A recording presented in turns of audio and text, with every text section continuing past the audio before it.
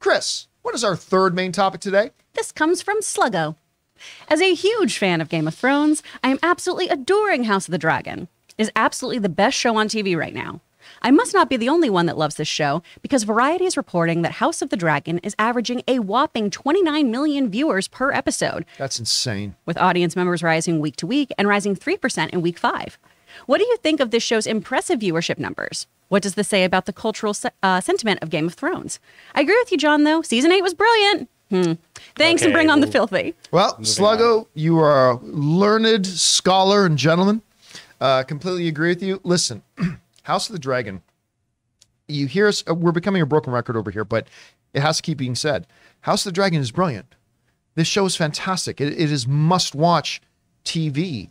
It is so important that if there is a football game airing, I will wait to watch the football game to watch House of the Dragon first. But John, it's on HBO. You can watch it whenever. I know that, but I don't care. It's must-watch TV. It's incredible. And these types of viewership numbers, listen, you got to put it into context.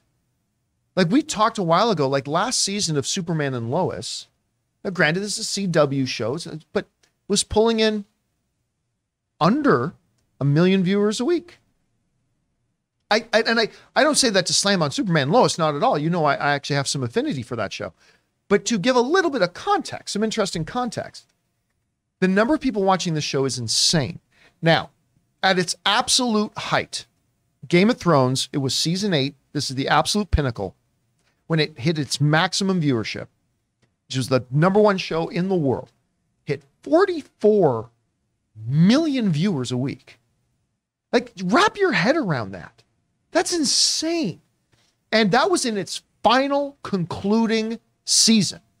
And this thing, in episode 5, is pulling in 29 million, and the viewership continues to climb. That's the thing. And again, sounding like a broken record, Rob, we have talked about this for years. Once again, proving that if you do a week-to-week release strategy and your show is good, you give it a much longer lifespan, give a much bigger opportunity for new fans to jump on board, get caught up, and the numbers go up and up and up and up. And instead of like a Netflix show that might have dropped everything at once, and then if it's good, people talk about it for a week. If it's really good, people talk about it for a month.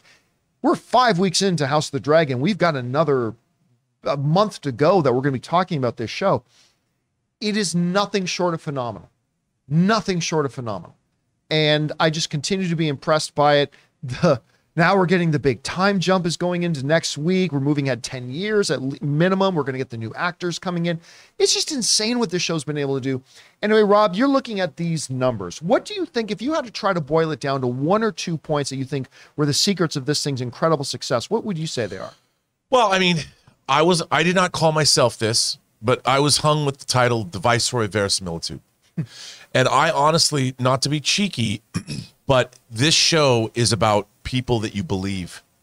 You believe that these humans, they might be fantasy characters, but they might as well be from Succession. They're people that you can watch and believe. You understand their motivations. You empathize with all of them. You know, nobody's naturally good or naturally evil. There's all kinds of nuances here, and when you watch these characters, this show is absolutely believable. You're completely immersed in it. I mean, I'm almost convinced that I'm living in Westeros when I watch this show. I'm part of the court, and I think that's what I've always believed that the best fantasy, science fiction, and horror has the most reality in it because you believe that it's real, and that's what I think is one of the hardest things to do. And a lot of other shows are not providing that. I mean, and I think the MCU had a certain verisimilitude that it's moved away from in Phase 4. Like when you watch Winter Soldier and Civil War, those have more of a gritty realism to them, and they're more fun to watch because they seem more real to us. And I think this show provides many different levels. It's fantastical. It offers you a wonderful fantasy world to go to, and yet it's inhabited by schemers and people that you love to either love or hate, or just they're delicious characters. Well, you and I have talked about this before, is that the key for a lot of fantasy genre, even sci-fi stuff, and it plays here with House of the Dragons. House of the Dragon is not about dragons. Right. House of the Dragon is about individuals, betrayal, machinations, plots, backstabbing, loyalty, family, pain, loss. That's what it's about. And now you add into that a magical world with dragons and morning after teas and whatever. And that's when you get something that's truly, truly special. If it just came in and was just about a bunch of flying dragons, it might be more of a spectacle, but it wouldn't have the cultural grounding. No, that it has no resonance for you as a person. And what's interesting is all of these machinations that are played out writ large on the big or small screen they're just heightened examples of everyone's lives.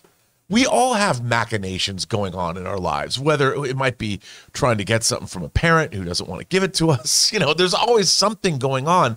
And this is just that cranked up to 11. Not me. I'm a sweet, honest little baby who's never lied to anyone.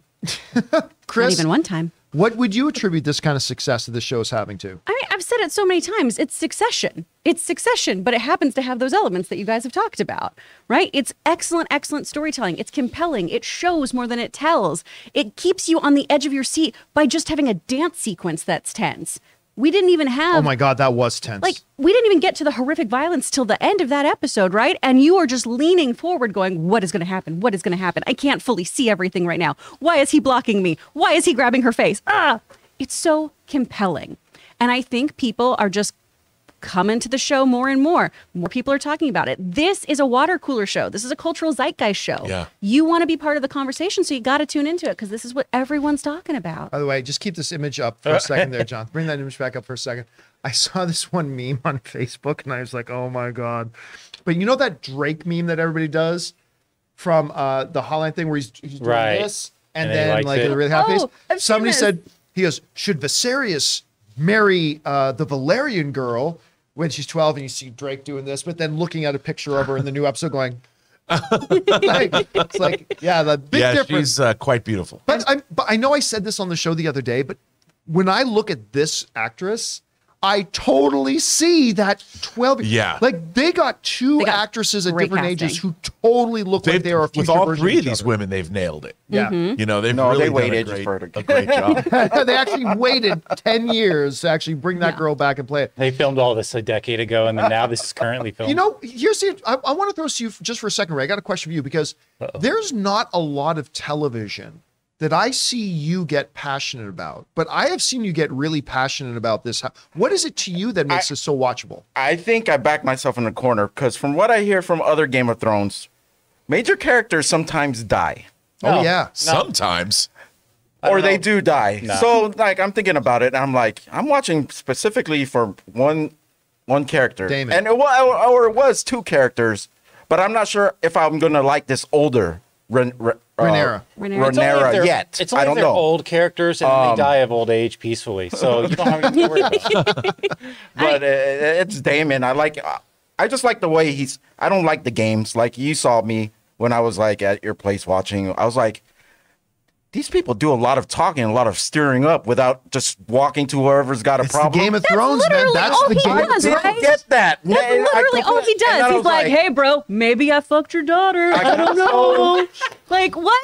I That's got all so he does. annoyed at all that stuff, and I He's was now like, like, maybe I'll have sex with my cousin. I don't know. That's all he does. I know, I didn't hit me He's a sneaky boy. until the last episode, and I was like, this is kind of irritating me. Like, wait until they get the internet. It's gonna be crazy.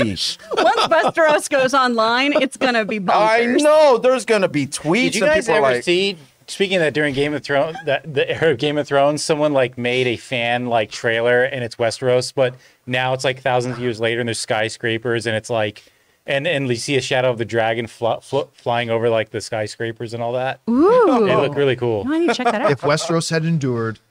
Oh, man. Hey, Yeah, but dude, please, that's This your has all daughter. happened before, and it'll all don't take happen Damon again. away, at least for this season. If you guys are going to, then I'll stop watching. All right, guys. Question is for you. What do you think? I mean, the numbers for House of the Dragon are insane and they keep getting bigger. What do you attribute that to? Whatever your thoughts are, jump down to the comment section below and leave those thoughts there. Hey guys, we want to take a second to thank the sponsor of this video, Masterclass. You guys know we have been sponsored by Masterclass, and we love them here at the John Campea Show for giving us in-depth information on a wide variety of topics from the world's best experts. With Masterclass, you can learn from the world's best minds anytime, anywhere, and at your own pace. You can learn the art of filmmaking from James Cameron, improve your cooking skills from Gordon Ramsay, or learn how to make compelling YouTube videos from Marquise Brownlee. With over 150 classes from a range of world-class instructors, that thing you've always wanted to do is closer than you think. I was recently watching through the independent filmmaking course by Spike Lee, and I found it fascinating that not only did he cover the broader topics like working with actors, but he also gets into finer details like working with a cinematographer and how to properly audition a DP for your project. It was fascinating. So guys, I highly recommend that you check it out. Get unlimited access to every class, and as a John Campea Show listener, you get 15% off an annual membership. Go to masterclass.com/Campea now. That's masterclass.com/Campea for 15% off Masterclass.